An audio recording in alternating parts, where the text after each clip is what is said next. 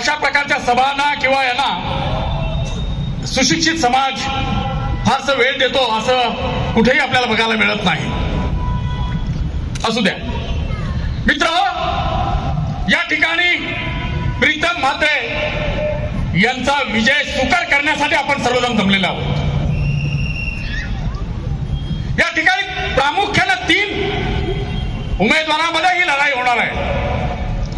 त्यापैकी प्रीतम म्हात्रे माझा पनवेल नगरपालिकेमध्ये 2 वेळा नगरसेवक राहिले.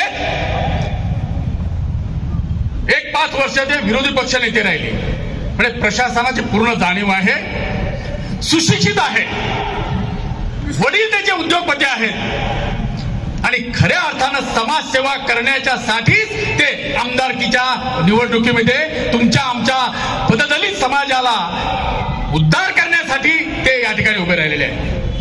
पण त्यांच्या तुलनेमध्ये जे 2 उमेदवार आहेत,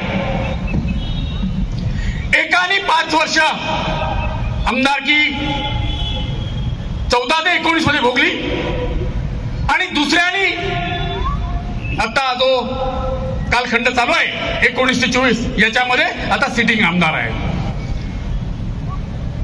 मनोहर भोईर 14 ते 19 आणि 19 ते 24 महेश बालदी. त्यापूर्वी ते दोघं मित्र होते हे त्यांनी सांगितलं. हे दोघे मित्र होते, एका ताटात जेवत होते.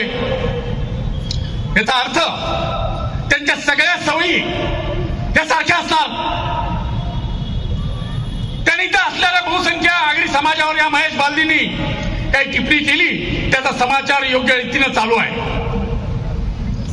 पण त्यांनी आगरी समाजावरती म्हणजे इथला बहुसंख्येने असलेला आगरी, कराडी आणि कोळी ह्या समाजावरती टिप्पणी केल्यानंतर सुद्धा कणा नसलेला ह्या मनोहर भोईरनी त्याचा निषेध करताना कुठं दिसलेला नाही. हे दोघं मित्र आहेत आणि गेल्या 20 वर्षापासून आहेत, एका ताटात जेवणारे आहेत. आता त्याच्यापैकी मनोहर भोईर यांची प्रचिती आपल्या सगळ्यांना आहे की 5 वर्ष तो आमदार राहिला, परंतु बुजगावणा म्हणून त्याचा कारकीर्द राहील. कणा नसलेला माणूस जर तुम्हाला बघायचं असेल तर तुम्हाला मनोहर भोईर तुम्ही त्याच्या पोस्टरमध्ये पण तुम्ही पाहिलात तर ती तुमच्या लक्षात येईल. आता हे नुसते फक्त एका ताटात जेवत नव्हते, ते ह्या दोघांनाही जुगाराचा नाद आहे. मी जबाबदारीने या ठिकाणी बोलतोय, जुगाराचा नाद आहे. मनोहर भोईर हे कधीही 12 वाजाच्या अगोदर उठत नाही. दुसरा लवकर उठतो, परंतु दलाली करण्याच्या उद्देशाने उठतो. दलाली हा एकमेव त्याचा धंदा आहे. मी या ठिकाणी अत्यंत संक्षिप्तपणे या ठिकाणी बोलणार आहे. महेश बालदीची पुस्तिका तुमच्यापर्यंत पोहोचलेली आहे. मित्र, एक गोष्ट तुम्ही लक्षात घेतली पाहिजे, ही आमदारकीची निवडणूक आहे. म्हणजे आमदाराचं काम जे आहे हे सर्वसामान्य जनतेचे जे छोटे मोठे जे प्रश्न आहेत, स्थानिक लेवलचे जे प्रश्न आहेत ते विधिमंडळामध्ये मांडून सोडवायचे आहेत. या आमदारांना निधी सुद्धा फार मर्यादित असतो. सत्ताधारी असेल तर तो सत्तेच्या माध्यमातून काही निधी त्या ठिकाणी अधिक आणण्याचा प्रयत्न करतो. या महेश बालदीच्या पुस्तिकेमध्ये त्याच्या आमदार निधीतून एकही काम केलेलं नाही, त्याच्यामध्ये तुम्हाला दिसणार नाही. ज्या सगळ्या कामांचं वर्णन त्यांनी केलेलं आहे त्याचा आता भूषण पाटलांनी स्पर्श केलाय, परंतु मला करणं गरजेचं आहे की हे जे काही डेव्हलपमेंट आहे JNPT आणि त्याच्या आधारावरती किंवा एअरपोर्ट आणि त्याच्या आधारावरती हे राज्य आणि केंद्र सरकारचं, भारत सरकारचं जे नियोजन बनतं त्याचं ते काम आहे. मित्रांनो, तुम्ही पूर्वी पाहिलं असेल की खटारा चालतो त्याच्या खालून कुत्रं जात असतं. काही वेळेला ते कुत्र्याला असं वाटतं की हा खटारा मीच खिचतोय. तसं ह्या महेश बालदीचं झालेलं आहे.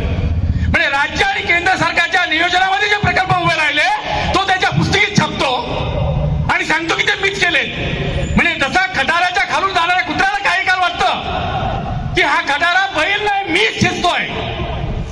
अशा प्रवृत्तीचा हा माणूस आहे, लफंग आहे.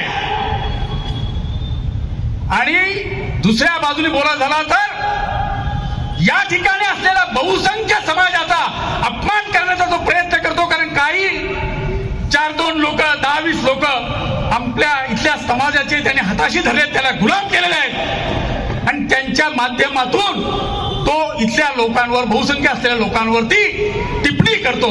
म्हणजे एक प्रकारचा तो देशद्रोह करतो, इथल्या समाजाशी द्रोह करतो. या ठिकाणी अनेक उपद्व्याप त्यांनी केले. या सभेमध्ये सुद्धा प्रशासकीय अडचण निर्माण करण्याचा प्रयत्न केला. प्रशासनाला मी या ठिकाणी सांगू इच्छितो, शेतकरी कामगार पक्ष हा इंडिया आघाडीचा भाग आहे. शेतकरी कामगार पक्ष हा इंडिया आघाडीमध्ये आहे आणि शेतकरी कामगार पक्षाचा अधिकृत उमेदवार माझा प्रीतम म्हात्रे आहे. कोणाच्या तरी सांगण्यावरून प्रशासनाने गुलाम बोलू नये हा या ठिकाणी मी त्या इशारा देऊ इच्छितोय. या दोन्ही उमेदवाराच्या तुलनेमध्ये मनोहर भोईर हा विषय संपलेला आहे. मनोहर भोईर हा विषय संपलेला आहे. परंतु या देशामध्ये जातीपातीमध्ये धर्माधर्मामध्ये द्वेष निर्माण करणारा या भाजप हा संघ विचाराचा हा महेश बालदी, आमदाराला संधी मिळते 1 मेला झेंडावंदन करण्याचे तहसीलमध्ये, त्यावेळेला ते RSSची कॅप घालून येतो. हा गिरगिटासारखा रंग बदलतो. या ठिकाणी येऊन बोलतो की जातपात मानण्याची काही गरज नाही आणि यांचं मूळ जे आहे ते जातीवर आधारित आहे. धर्माधर्मामध्ये जातीमध्ये द्वेष पसरवण्याचं काम करून यांनी आता ही सत्ता मिळवलेली आहे. अगदी शेजाऱ्या पाजाऱ्यामध्ये सुद्धा आपल्यामध्ये वितुष्ट निर्माण करण्याचं काम या संघवाल्यांनी केलेलं आहे आणि हा संघाची अवलाद आहे. या ठिकाणी ज्या समाजाची गरज संपली की त्याच्या लाथ मारण्याला सुद्धा कमी पडत नाही. तुम्ही परवा दिवशी दानवेला पाहिला असाल. तेव्हा मित्रांनो, या 3 उमेदवारांमध्ये एक प्रशासकीय लेवलवरती नाही तर शारीरिक सुद्धा विकलांग असलेला हा मनोहर भोईर आणि प्रशासनामध्ये फक्त दलाली करणारा हा महेश बालदी आणि दुसऱ्या बाजूला आपला हा सुशिक्षित बेरोजगारांच्या रोजगाराचा मार्ग शोधण्याच्यासाठी अहोरात्र प्रयत्न करणारा माझा प्रीतम म्हात्रे. तेव्हा निवड आपण तर केलेलीच आहे. आपण सगळे जमलो ते आपण केलेली म्हणून आपण इथं आहोत.